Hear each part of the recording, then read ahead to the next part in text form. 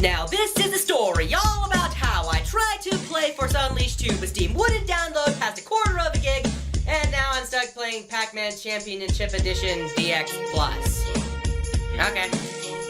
The story of Pac-Man is about as far away from a gripping tale as you can get. Yes, other games create more lore, but this game does almost nothing to help it. If anything, it's a collection from Pac-Man's past. You explore a labyrinth, eat pills, run away from ghosts, and occasionally get to eat the ghosts if you eat a bigger pill. There's pretty much nothing else to get. Sure, the ghosts here have new patterns while they get in a conga line, but expanding the Pac-Man franchise is something this game does not really do. Because the story is pretty much non-existent, let's just skip to the aesthetics. Because the game is pretty. Just don't play it if you're susceptible to strokes. There are a lot of flashing lights with certain levels, and though you can change the aesthetics of every maze, the gameplay is just about the same.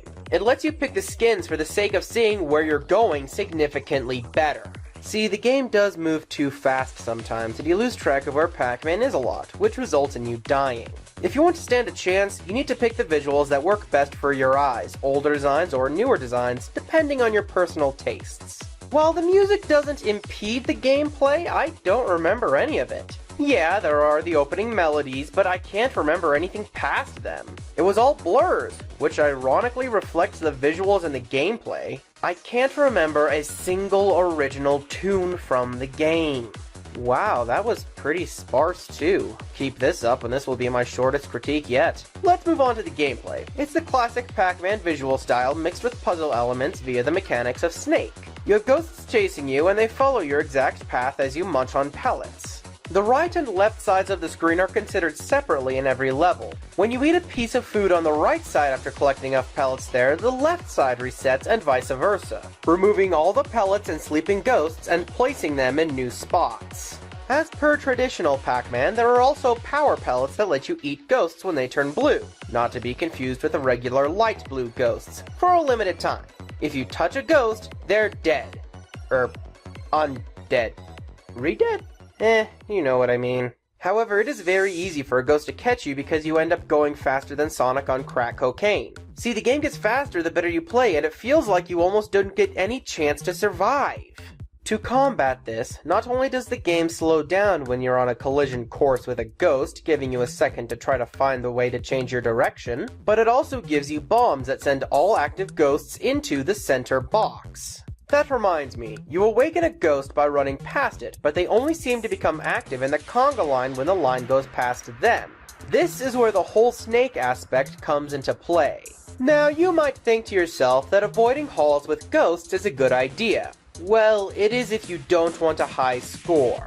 You use those power pellets to eat as many ghosts on screen as possible to raise that magic number in the upper corners. The thing is, this game isn't about eating all the pellets on the screen this time around, it's about the high scores. It's a competitive game, this one, and it sees fit to remind us on the main menu by letting you compare yourself with your friends. The game also only lets you get certain awards by sharing your achievements and other medals on Facebook. Yes, I am dead serious.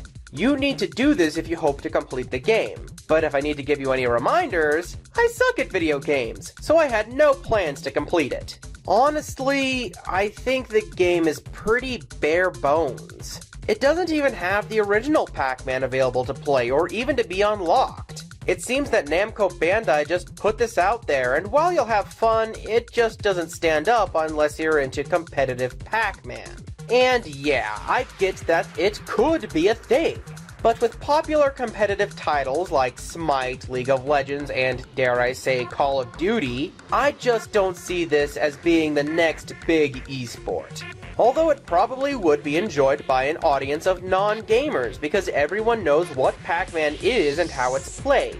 It's a shame the developers didn't put more effort in because this could have gotten more people interested in possibly playing competitive Pac-Man. But as it is, gamers probably won't spend more than 4 hours on it because of the lack of content, and non-gamers will be turned off by the name that's so long that it rivals my own show's name.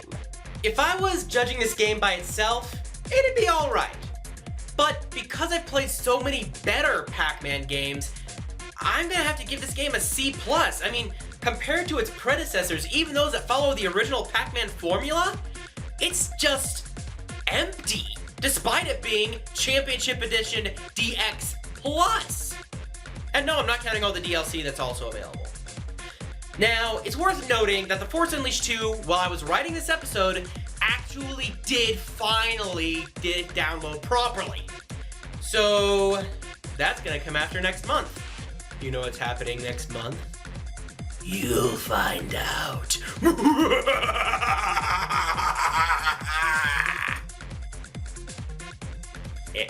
Is it filming over now? Can I go home?